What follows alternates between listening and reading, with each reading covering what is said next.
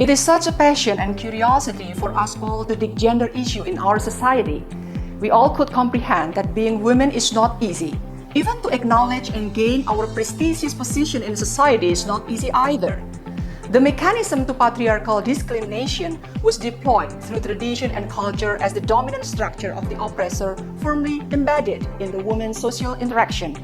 In consequence, indigenous women's resistance takes place in subtle spreading of discourse through mythological narrative by availing the image of tiger on Japanese mythology.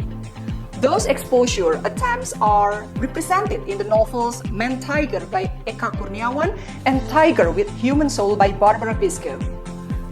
Our research is about to reveal how myth is represented in the investiture of indigenous women's social position, how the mechanism takes shape, and how the investiture of urban local dialectic implicates significant correlation to culture. On the novels, our team has conducted research employing existential feminism by Simone de Beauvoir and structuralism by Levi-Strauss. We performed a pristine, deep, and multidimensional view focusing on how women actualize their social position to achieve independence. We collected data relating to the myth employed to demystify the investiture of women's social position. Our research findings shows that the binary opposition exists in the family system, love relationship, and marriage. It put women's position into incomplete or overshadowed by the existence of others through the hegemony of local culture and individuals.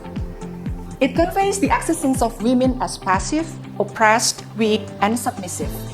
Through identity episodes, women as children, as lovers, as wives, and as mothers, women create resistance.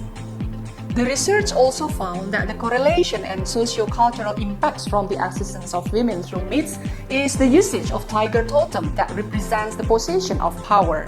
The characteristic captured as tiger on male embodiment is defined as wild and destructive, while tiger on women's figure is elaborated, controllable, focused, and wise. The creation of transient area resulted from the myth operation in both local and urban space is strongly promoted.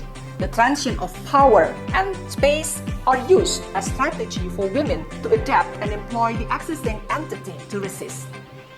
Submission and silence were their contemplation before taking another attempt.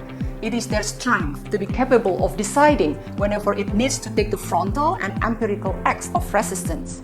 This transient area in producing and constructing power labeled the uniqueness and characteristics of indigenous women's resistance.